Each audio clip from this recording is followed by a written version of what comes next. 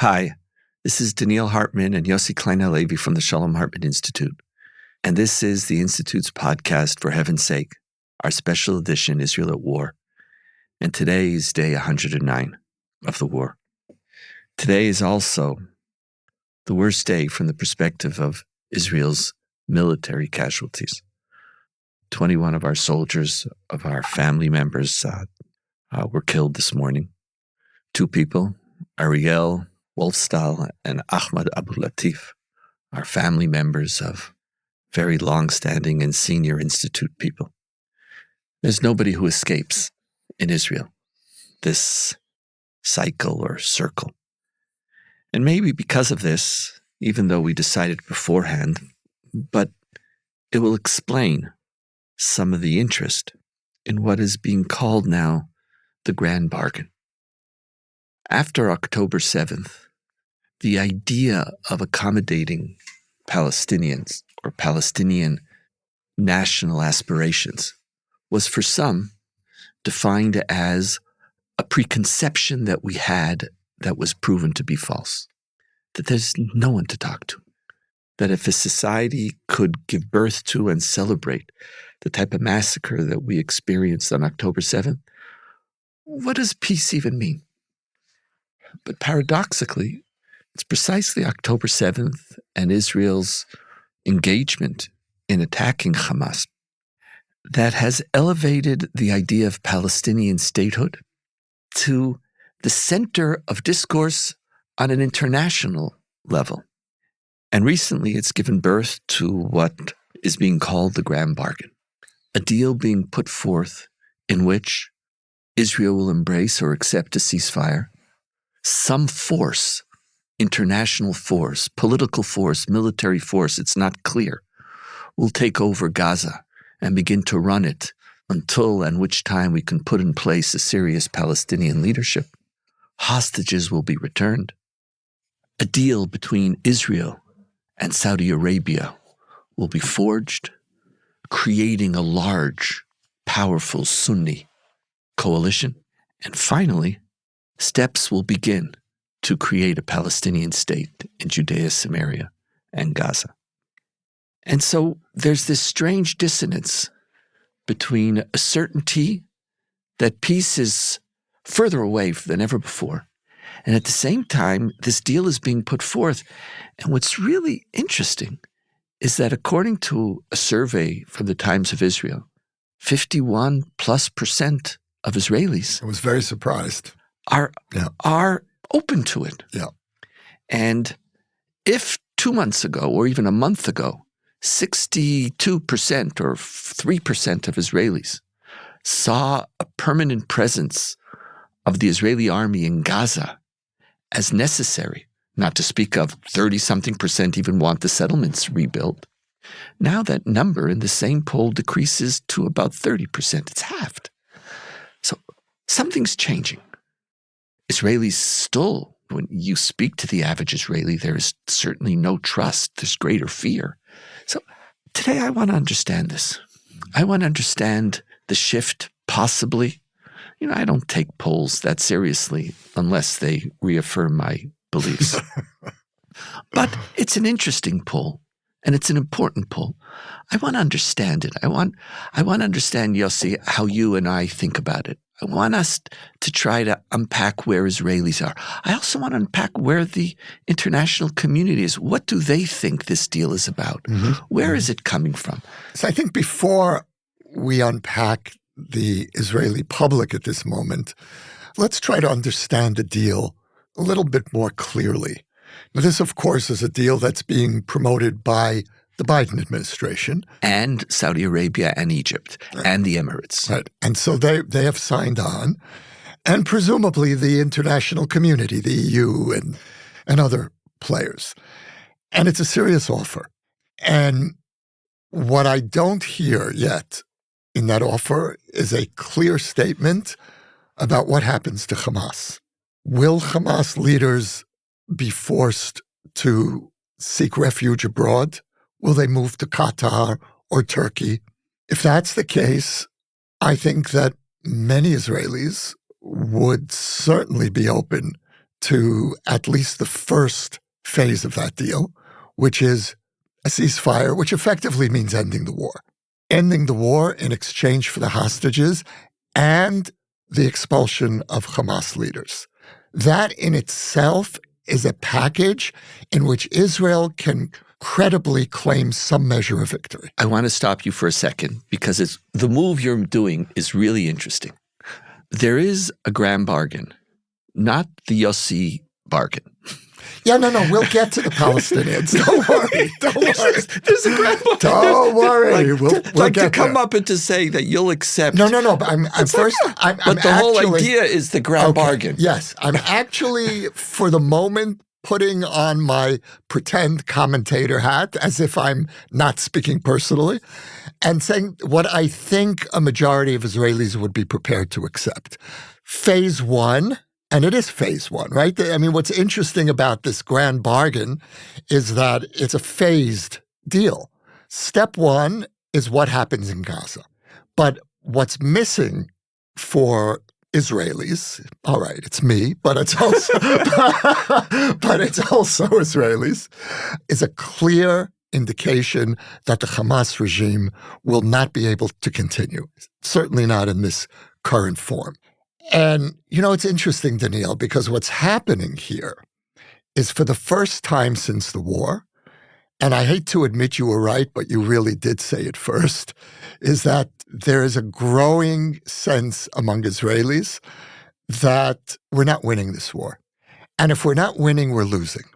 The word you hear over and over again is dishdush, which means basically standing in place. Stuck in mud. Right. We're medashdishing, to use Hebrew English.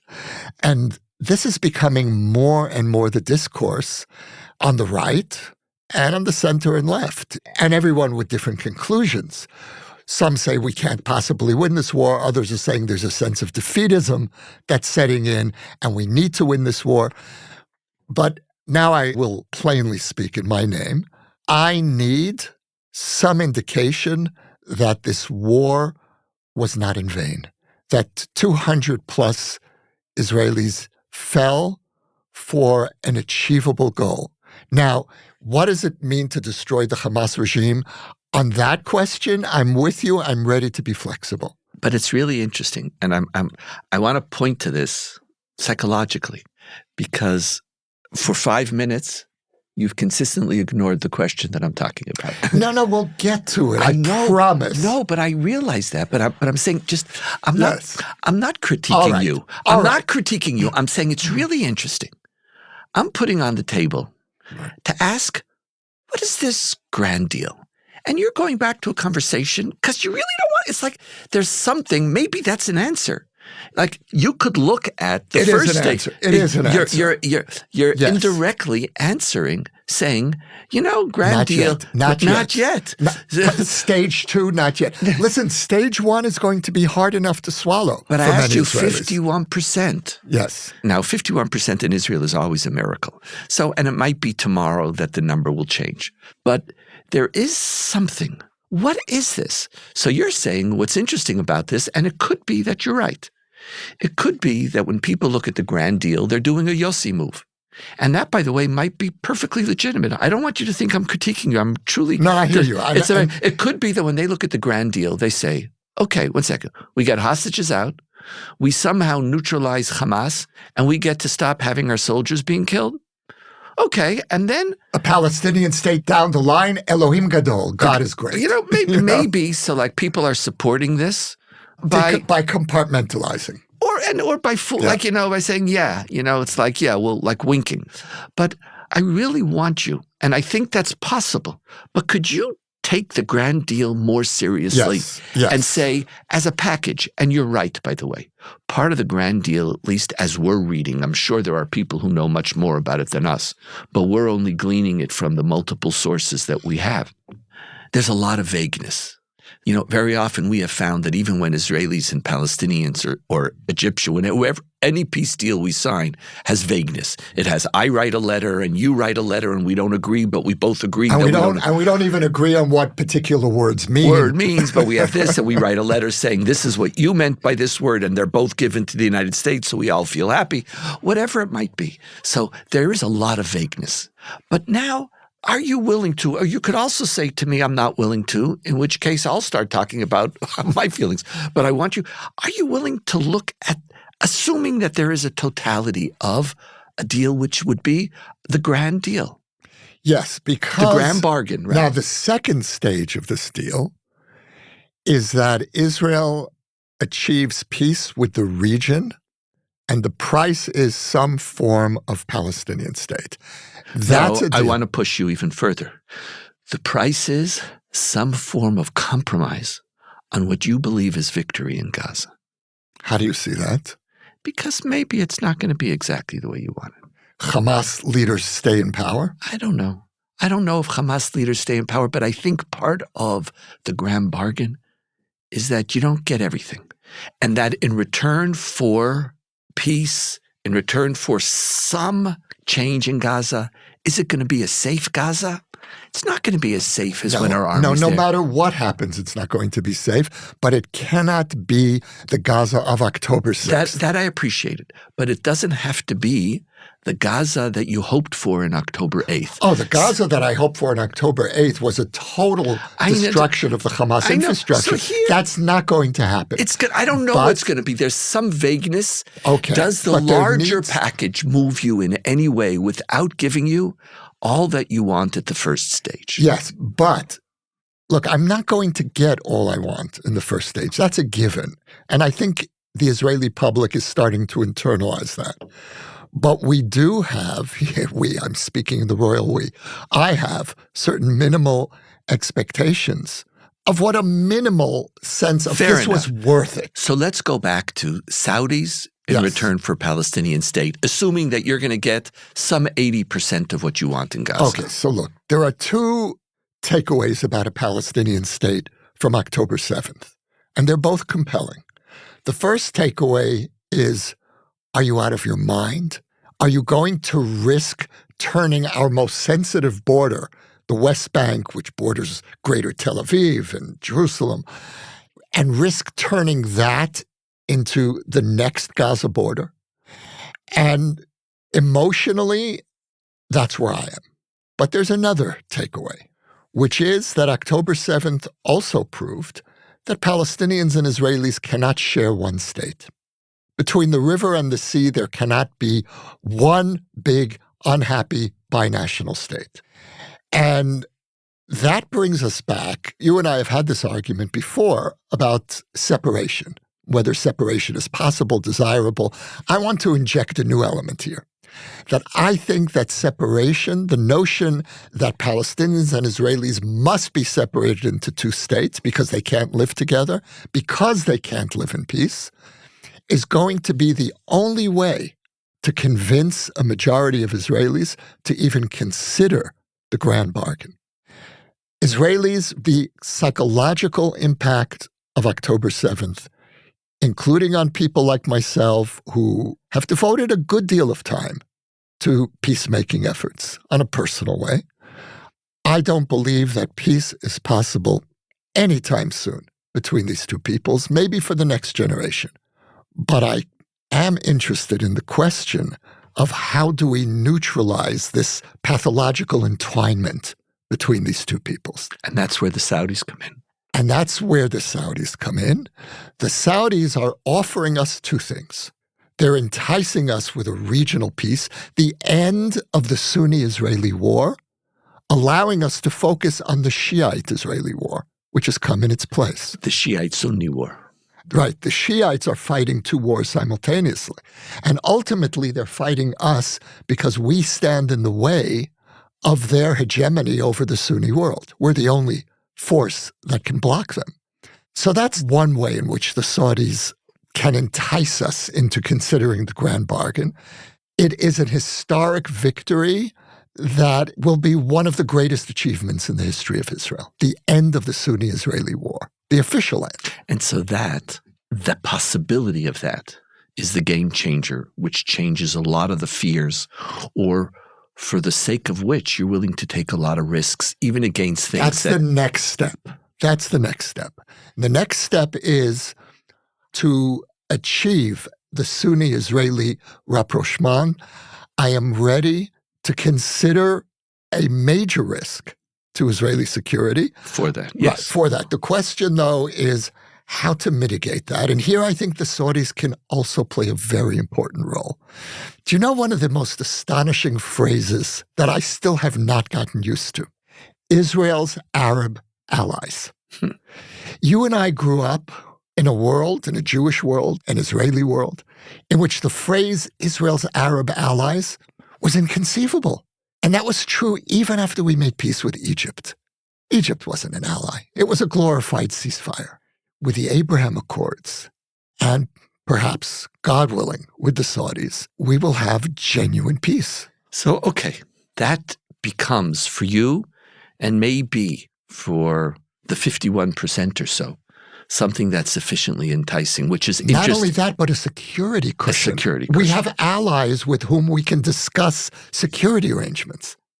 I find myself in a very confused place when it comes to this grand bargain. Part of me, when I hear Europeans or Biden administration, or when I even hear myself speaking about a two-state solution right now, there's this incredulousness that takes over. Like, what are you really talking about? Are you serious? Are you really serious? Yes, you need a two-state solution. Now, for somebody who lives 5,000, 10,000 miles away, or for someone who doesn't have to face the consequences, like, I'm wondering whether part of that is just simply, oh, stop this fighting, it's aggravating me. Right. Just stop it. You know, it's the nanny approach to peacemaking. Yes, it's just stop it. Like, oh, children, just stop fighting. And everything should be fine, and all will be, like, what exactly? Like, it's not just me. Everybody knows that there isn't a functioning Palestinian Authority.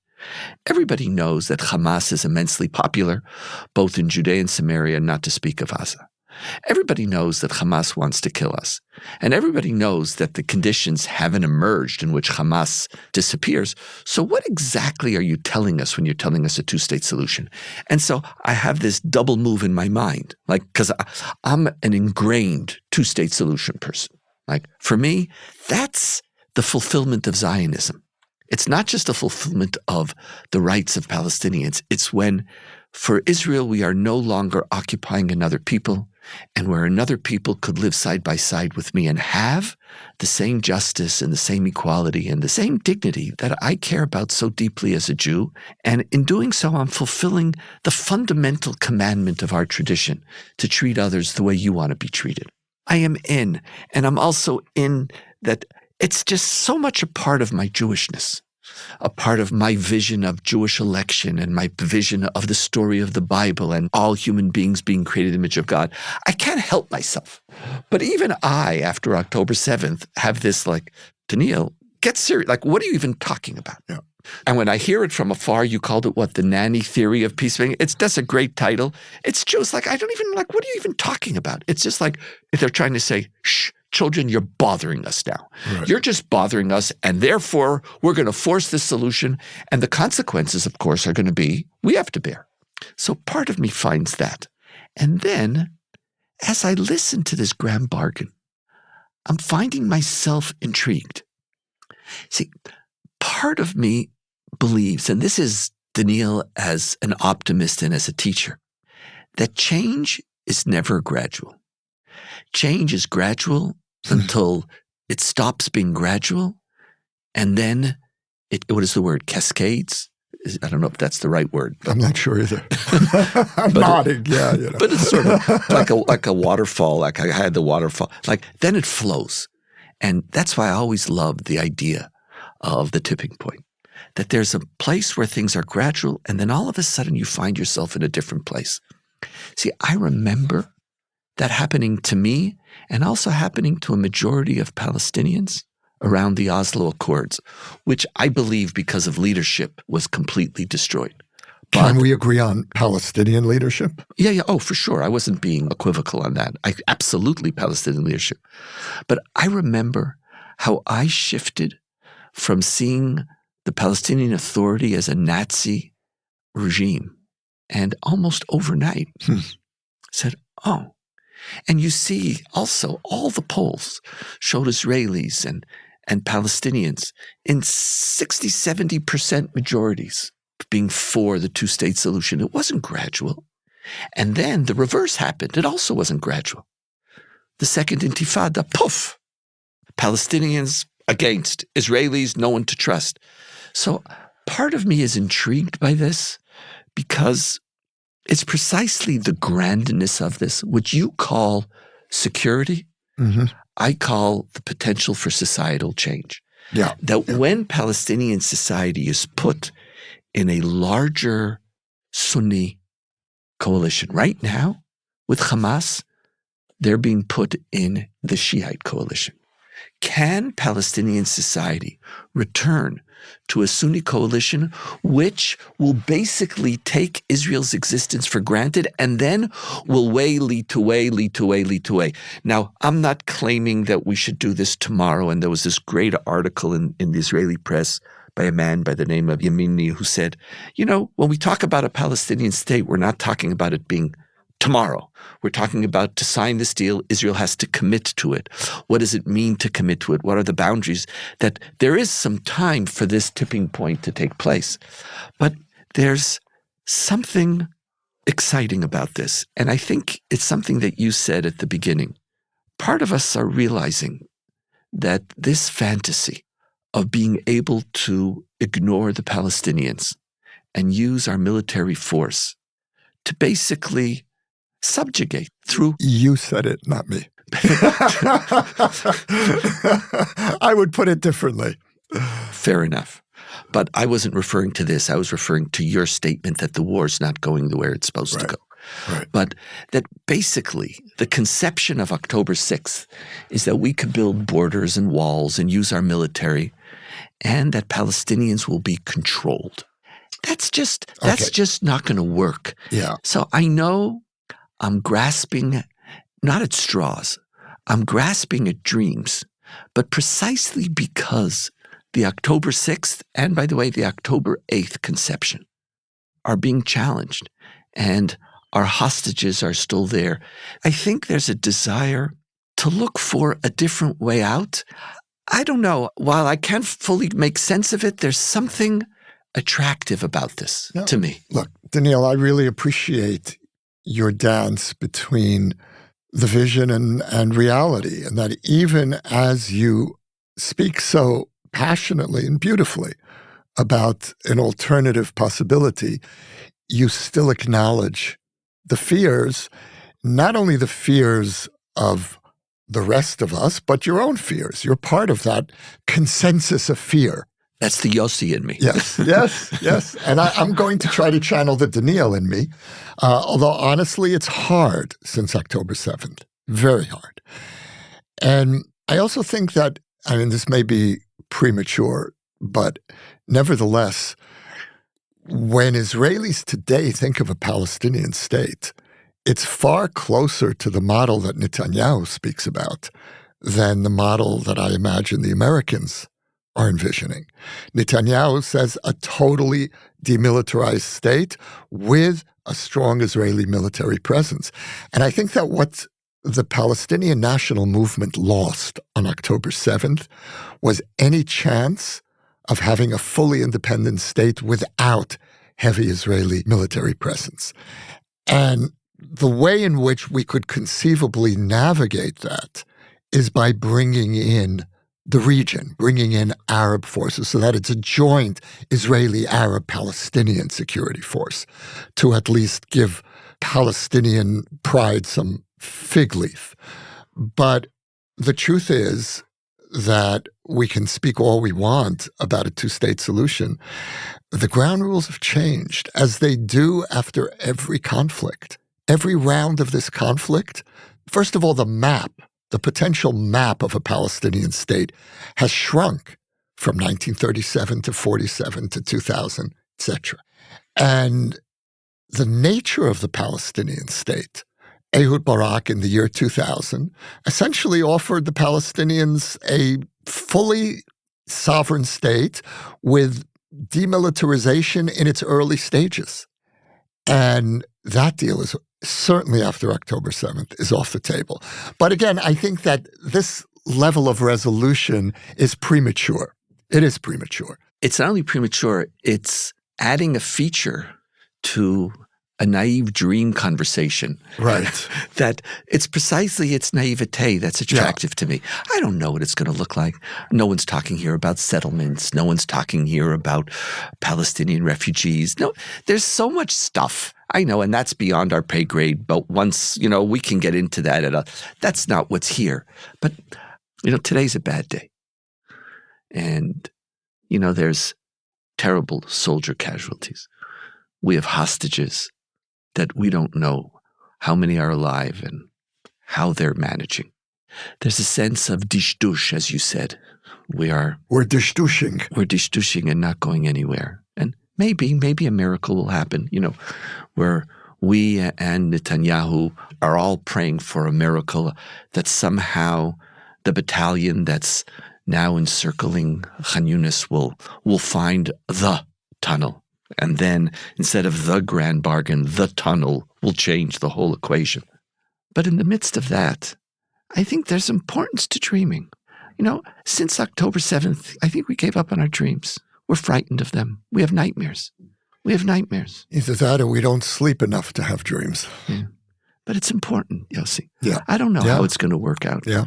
But unless you have a vision of where you want to go, one thing is certain, you're not going to get there. I know that sounds very cliche, but it doesn't mean that it's not true. Donniel, I appreciate that. But at the same time, for a dream post-October 7th must be credible. It has to have a measure of groundedness in reality. I appreciate that. And I don't know if this one does. I don't know why 51%, or forget why 51% of my soul is excited by it, or maybe it's 60%. Maybe, I know it has to be credible, but maybe what overcomes some of the need for credibility is, as you said, the idea that we'll be at home in the Middle East, not just at home in Israel, and that maybe that will change. That's so interesting, Donniel, because October 7th upended our sense of homeness in Israel. Yeah. And perhaps the only way to regain that sense of at-homeness in Israel is to find a way of being at home in the region. I don't think there's a better way to end today's podcast. This is, for heaven's sake, Israel at War, day 109.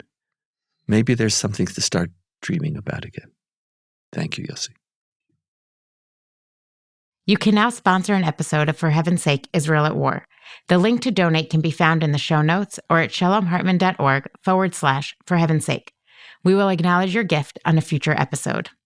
For more ideas from the Shalom Hartman Institute about what's unfolding right now, sign up for our newsletter in the show notes or visit shalomhartman.org/Israel at War.